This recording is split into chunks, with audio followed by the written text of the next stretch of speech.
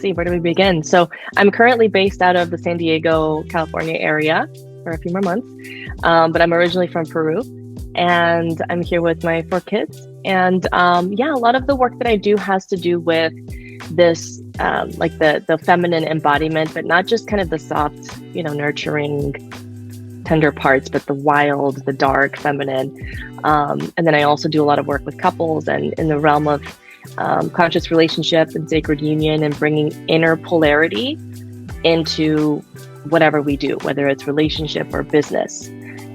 So a lot of what I do, well, all of what I do was really inspired by my own personal journey and everything that I've been through in my former 17-year marriage, and then now this new chapter of life, and health issues, financial issues, family issues, all kinds of things that I just had to find some new tools for, and that has slowly over the years developed into the work that I do now.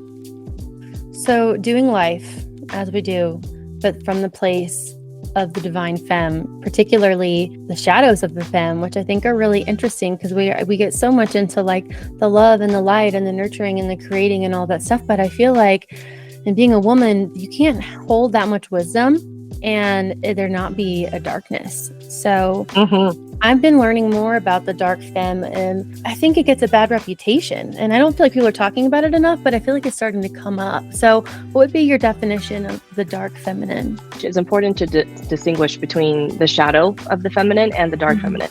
Right. Because the shadow is like the parts that, as you would think of any part of shadow work, right? The parts that we just don't know about ourselves yet that are there, that may be, for example, a really big one that I see a lot, and I'm guilty of it. Not guilt, but you know what I mean? Like I've totally been there. And watch out for that, is this whole concept of like using our feminine softness and everything to manipulate a certain outcome out of a person or a situation, where it's not really rooted in love, but it's rooted in self-interest. And so it's not making any of these things bad or wrong, but just noticing like that's the shadow intention, for example, and really owning that and looking deeper into that.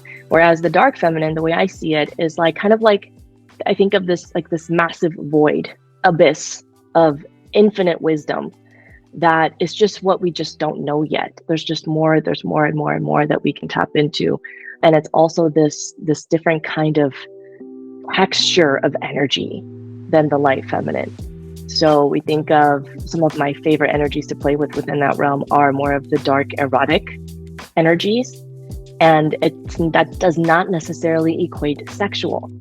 It's just this deeply sensual with a dark undertone to it. Like think Lilith energy. When we integrate that energy, it's so powerful because you're not afraid of the darkness anymore. You are it. But it's also not a bad thing. It's not darkness equals bad. It's part of the balance of the consciousness. So anyways, yes, I know that there's so much nuance to this that I think it's hard to even bring these concepts to places like social media. But when you see it and you experience it and you embody it, you recognize it. You recognize it because it's like when you sit with your own energy, you can become familiar with your own energy and recognize it and pick it out of a crowd. Once you heal and go straight into it, then you can begin to kind of decipher like and understand your own divine feminine nature and how it bobs and weaves. And I think a lot of women, especially on social media, they are in that shadow. And there's a lot of talk about divine femme right now.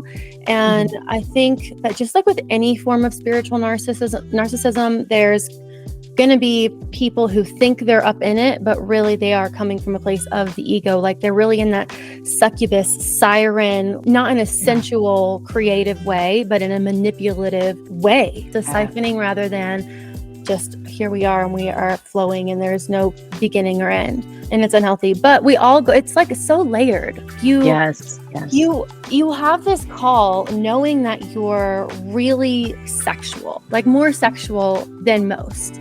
And you wonder why you can make eye contact with somebody and feel this energy when other people don't seem to be up in that.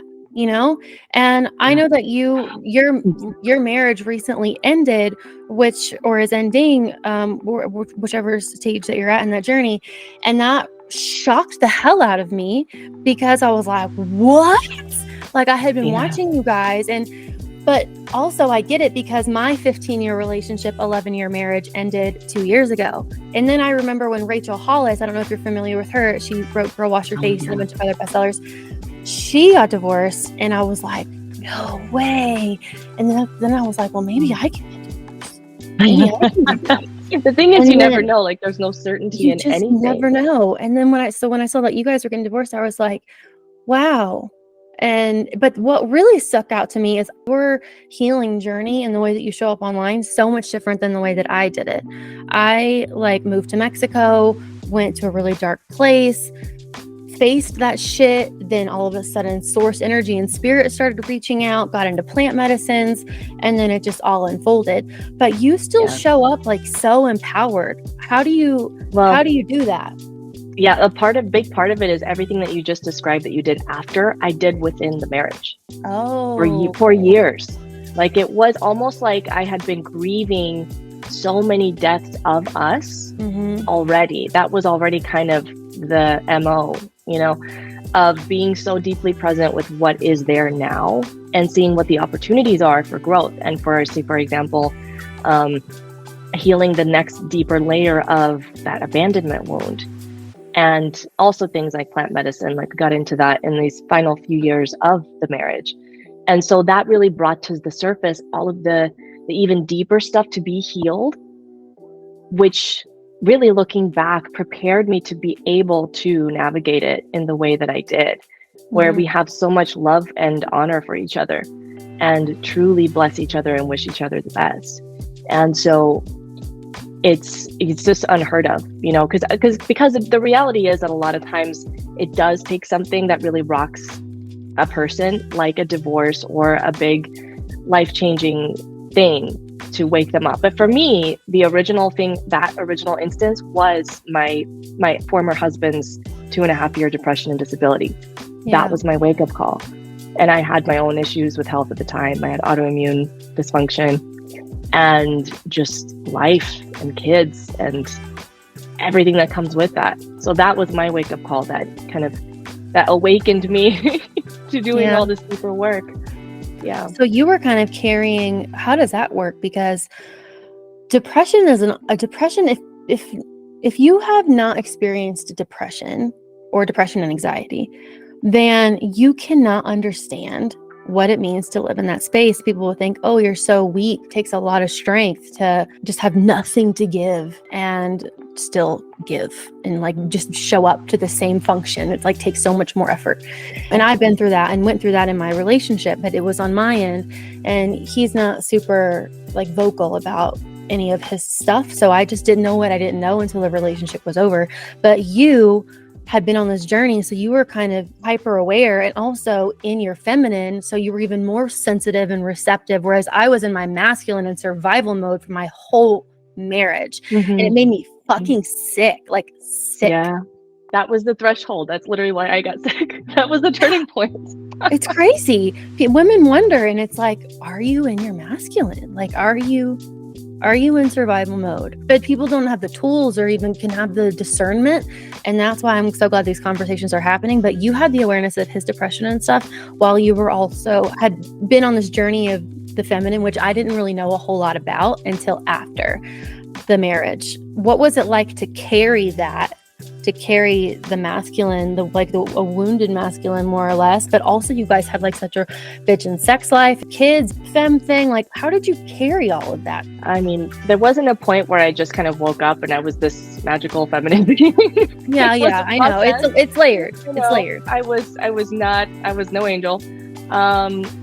I just trusted the process. And so initially in the first few years of that, it wasn't even, I would say, being in more of my masculine, because really the sacred masculine fiercely protects the feminine. So had I been actually in my masculine, I would have protected the fuck out of my feminine and said, no, we're going to feel, we're going to create, we're going to express, we're going to process, we're going to slow down. But I didn't know to do that. because self-protection, when your nervous system is in that sympathetic nervous system, you don't get to thrive. You don't get to relax and blossom and open and flow and be in your creative juices. It's somehow I was still able to be creative. I think that was what saved me because I'm naturally a very expressive person, and I knew that was like my soul food, whether it was music or making mom parodies or writing books or creating courses. But a lot of it really was working out the kinks within the relationship. And that's one of the things I'm the most grateful for those 17 years of marriage, especially the last 7 years of them, was that there was this tension that had to be not resolved, but like I couldn't ignore it. Mm-hmm. And so that kind of forced me to confront all this really deep stuff in myself, such as me not being willing to make myself more vulnerable and open my heart. And I would say that in the final maybe 2.5 years of the marriage is when I really started to learn how to really open my heart. And despite whatever might happen, whatever the outcome might be. And I remember what's interesting is I almost kind of like did a foreboding post on what was about to happen to me, but I had no idea. I think it was like a month before everything started unfolding. I was like, I would rather have my heart open and let it be completely shattered into a million pieces than to close it and actually reject the very love that I seek. Little did I know that it was about to happen to me, but I would have it no other way. So all of this is just a practice of keeping your heart open. And it is, and it's a muscle, but you had already built that confidence. Like you had built that awareness that if it all falls apart, it's still okay. Whenever you've never done something before, like, oh, I've never played the guitar, and then you play it for a little bit, and then you start to build some confidence. Yes, it's like exactly. It's with the self-love. It's like whenever you find the self-love, then it can all fall apart and you can go dark and it's gonna be okay because it's just you and you've already found love, so you know that you can hold yourself through it, whereas so many people are fear-based before they go through this radical self-love journey, and they think that they're on it, and maybe they are in the very, very beginning layers, as I was. But then life happens and you get humbled. And if you have the courage to love yourself, then that sticks with you. It's just like, it's just like a confidence thing. And you can know that it's all going to fall apart and it's still going to be okay. And you said something that really stuck out to me, which is if you had been in like your sacred masculine rather than wounded masculine, then you would have protected the feminine, which I never even thought of it like that before. So we're out here in our masculine, and I mean, maybe you're like a boss babe and you're doing the thing, depending on like, how healthy are you with all that. And you have your feminine counterpart. But really, I think most women who are just doing life, married, whatever, haven't had these conversations, don't have people to talk about this stuff with, haven't been exposed to it. They are in their wounded masculine and they are drowning. And if they were in a safer masculine, build your business, like be a badass, whatever, go work out at 6 o'clock in the morning, be super strong, be up in your masculine. If we were doing that in a way that was truly for growth, then we would not be sacrificing our feminine selves and just abandoning ourselves, abandoning our feminine. So I never thought of it that way. And then we blame our partners for doing it to us. Yeah, totally. That's a really interesting perspective. Quick question for you. How did you get from girlhood to like wildly embodied feminine and living up to your potential and your sensuality? How did you go from A to B? And what are women missing out on by not making that transition? Yeah. I mean, I feel like I'm just getting started. Right? It's like when you get to a threshold, you're like, whoa, holy shit. I'm just like at the very tip of this. But that's wisdom. It's how it goes. And we're supposed to grow. Yeah. That's our job. But then it's infinite expansion. And as someone with so much Scorpio, I'm just like, I'm here for the transformation over and over. But that's really what it's taken. And there are some key components to my personal process. For example, reconnecting with nature. Actually, that's been one of my things. Reconnecting with the cycles of my body, getting more into my medicine woman, witchy self. And really, I went fully deep into that. And I was like, doing witchcraft, and I started to learn to work with the dark goddesses and darker energies, and not be afraid of it, and also not be consumed by it. And I think that's also part of my personal gift in my ancestry and past lives and all of that good stuff, that I'm here to do part of that work. Reclaiming that was a big part of me rewilding myself, as well as getting into some more movement. I started pole dancing. I started doing more embodied sensual movement and just dissolving the shame and all the stories behind that and the judgment. And then another really big piece was doing a self-pleasure practice. So I started to do that every single day. And the first year, this was several years ago now, but the first year I did it every day except for maybe 1 or 2 days. It was almost every single day. For a But it year? was a place for a year. Yeah. And then I continued it. I do it almost every day still, but not every single day. It just looks different now. But in that first year, there was so much that my body was holding on to. I got to have some deep spiritual psychedelic type experiences through just my pleasure. So, and then calling in, learning how to access that sacred masculine energy and work with the different goddesses, and like all through my pussy, it's like really powerful. Yeah. So it's not just like you're going to masturbate and take out your vibrator. That's great. That's fine too. All kinds of benefits to that. But it's a very deeply spiritual conscious practice. And so those 3 things really, really, over time, the cumulative effect of letting myself go deeper and follow whatever was alive in each practice has been transformational. So the 3 things: taking inspired action, for example, pole dancing and stuff. So that is manifestation, is inspired action creation. So you are out there doing the thing. Yeah. Like physically doing it, moving the energy. You have your connection to source, and you are embracing the powerful energy that comes from your pussy space. Kind of like you ride that momentum. You can channel your orgasm for your benefit. People don't realize this, and Layla Martin talks about this a lot. It's profound, but you have to have a connection to yourself. It's layered. You got to get deep in there, and it's not like you can just masturbate and then all of a sudden you're having this. But for me, it was a muscle I had to work, and I didn't even realize it was happening. And then things start to pop up. So you raise your frequency, then all of a sudden you're living in the reality of this frequency. And so you're just like a magnet to anything that's an attraction that's in that same vibration. And you're more open and receptive, because your body's literally learning how to open and receive. I had to learn how to give and receive love. That was a big thing for me that I didn't realize that I had struggled with. And then once that portal door was open, it was like, wow, this is such a better way to live.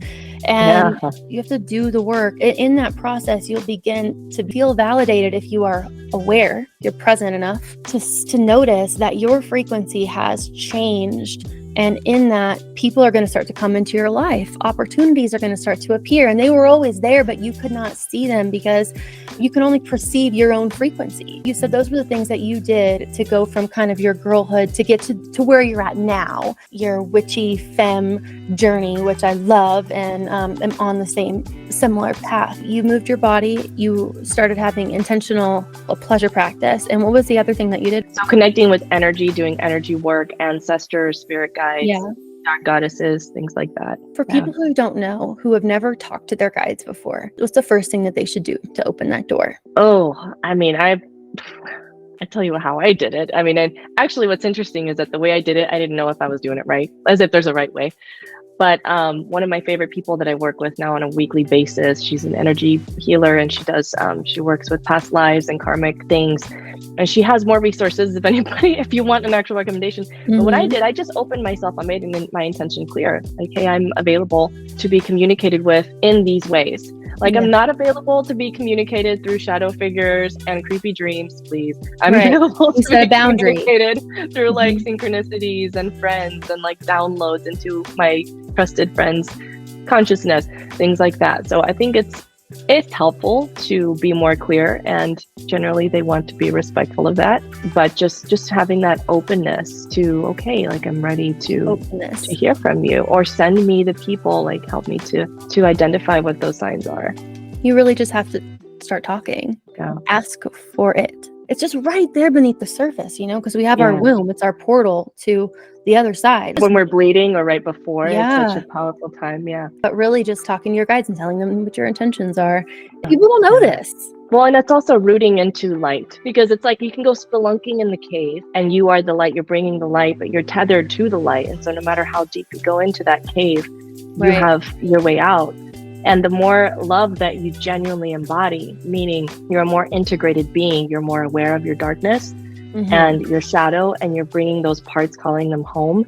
The more in integrity you are and the more rooted in love you are, you're not only not a calling card for the dark entities, but you're literally diffusing them. Weird, crazy experiences with this in action when I've gone visit different places where it just feels like I'm literally diffusing energy as I'm walking through a space. And then I've had other experiences where I go into a place and I just feel like this isn't for me. There are some eerie things that I don't feel like they're out to get me, but I feel like this isn't the place for me. Right. You know?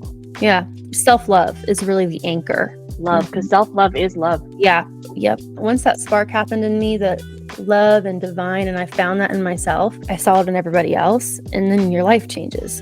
And there's a level of responsibility that comes with that too, because it's worth it, but you can't turn off the hyper awareness, and then you're always holding yourself accountable. Someone who's pulling up to this podcast episode, one thing that they can do today, tangible, to move the dial, to liberate their wild feminine. And wild feminine, what's that? Yeah, so think of like the visual that I get and that I've worked so intimately with is like this deep purifying force, these purifying fires. So the wild feminine is going to expose the illusions and the distortions and the fear and the ego and the damsel in distress, like all that bullshit. She's going to be like, no, here it is. We're going to burn this shit down. And think of like Kali energy, for example.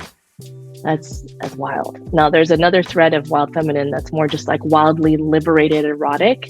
Generally, when I think of wild feminine, I'm thinking like, no, we're cleaning house. You think that you're entitled to getting that from your partner? No. We're gonna work here. We're gonna go deep with the mother. We're gonna go deep with this wild feminine force, and we're gonna like extract some things, and then you'll feel free because it actually has nothing to do with him.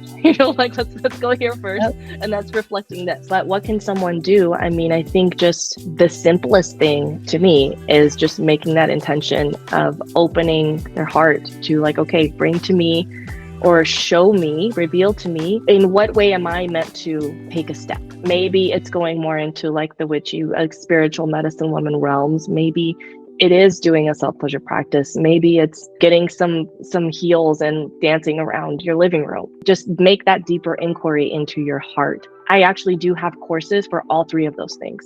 Also, for dance, self-pleasure, for wild feminine, all of the above. Find what thread spirit or the universe is trying to really like initiate you through first. So ask the question to your higher self, the self that is not your thinking human mind, but it's the one who has the awareness of the thoughts and of the emotions, not the one that's in it. So ask that higher version of you, what should I do? What will liberate me? What will bring me closer to this wild feminine energy? And I love how you use the word expose, because it really is like that. Asking spirit, asking yourself, the answer is the thought that comes into your head. Feel it. You'll feel it in your body too. Like for me, my deep wisdom center is like deep in my wound, like right at my cervix. And when I feel it there, I'm like, oh, yes. Or no. And we have to do that work to become more receptive of our own selves, because it's our birthright, but we're so far removed from it in our modern day life. Have the awareness to do the work to be like, okay, I'm paying attention. I'm listening. I'm here. You can't fake it. You can't freaking fake it. No. And you can't think your way through it. No. It's a heart thing. The body can help open up the mind a little bit and diffuse all of the self-overthinking, but it's much deeper than that. And once you embrace your intuition and start reclaiming that, it comes with a lot of confidence as well. And it just changes you as a woman. And that's the transformation, little by little. So, that's a great starting point. My biggest confidence is not in myself. It's in my ability to surrender to the process. So that's the thing that I've learned the most, is that I can trust myself to be guided and to be held. And I trust that the universe it's got my back. Like it really does. So no matter what the outcome, if I need to pivot, if this year is turning out completely different than I expected, right now it's actually getting really, really, really, really good. But from the start of the year to the end of the year, it's just wild how different my life is looking like it's going to look. And it's just surrendering to your process and trusting that love always is holding you. That's where the confidence comes from. Trusting that love is always holding you. That's where the confidence comes from. Yes, because we are so hyper programmed for control right now, and you can't get there from down that path. It's worth saying, not being married to the how, because how could you know? You don't know the players that are going to come in that are going to get you to here. So you have to surrender the how and just follow the inspired action. It'll get stronger and stronger and stronger. And sometimes shit will blow up in your face. You can't run away. You have to be like, where is the opportunity? You shift the energy from negative to positive. And when you do that, all of a sudden you're like, oh, beautiful. We are creators, but you can't get there with a chokehold on your vision. You have to surrender. And it takes so much courage to surrender. Anyone listening right now, are you clenching your asshole? Probably.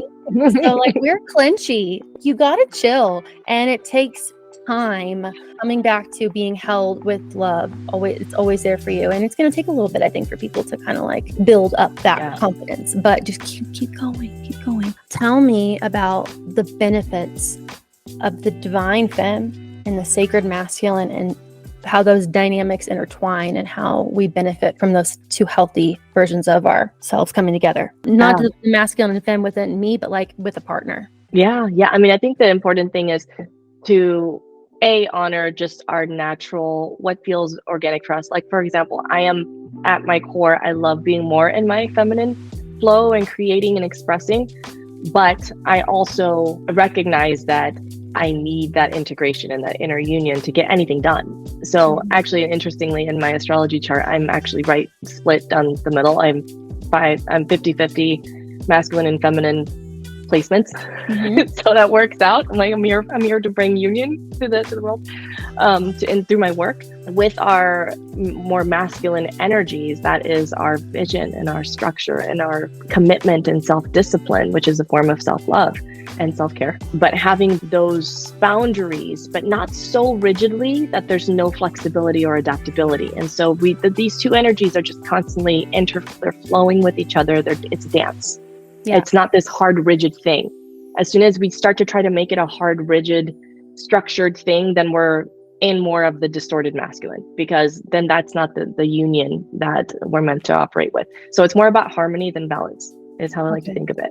Because then our feminine can introduce new ideas and have these spurts of flowing. Actually, my new partner comments on how I am so, like, I work so fast. He's like, you work so fast. I'm like, I know, because when I have the vision, I get the download, and then that feminine intuition and inspiration just like rushes in, and it's like, wow, here's the thing. Here's the offering, here's the post, here's the music project, here's the next thing. So it's just really honoring how we intrinsically work. And then with a partner, well, you might find that dance looks different depending on whether that person is naturally more of a masculine embodiment or somewhere in the middle, or more of a feminine embodiment. I think it's really is about harmony and adaptability. What serves love best in that moment, if that makes sense. Yes, that makes sense. And then I guess, of course, it goes without saying that even in same-sex relationships, somebody's carrying more of the masculine and someone's carrying more of the feminine.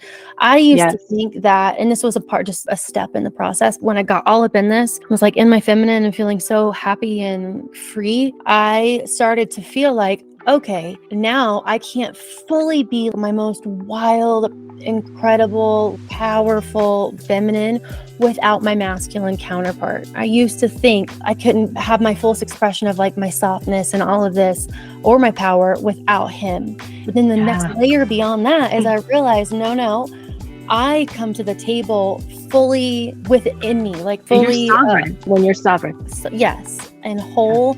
And then he meets me and enhances what I already have. I'm not an empty cup just waiting.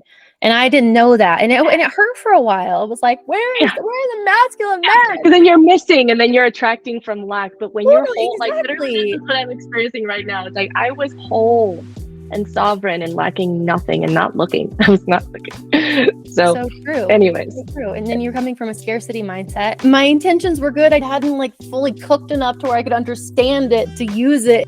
Be patient. It's a process. And I'm finding women who inspire me like you. It just helps you to continue to move the dial a little bit and go more inward and understand. I'm so glad this is like a topic now, to be in your feminine. Yes, in your wholeness.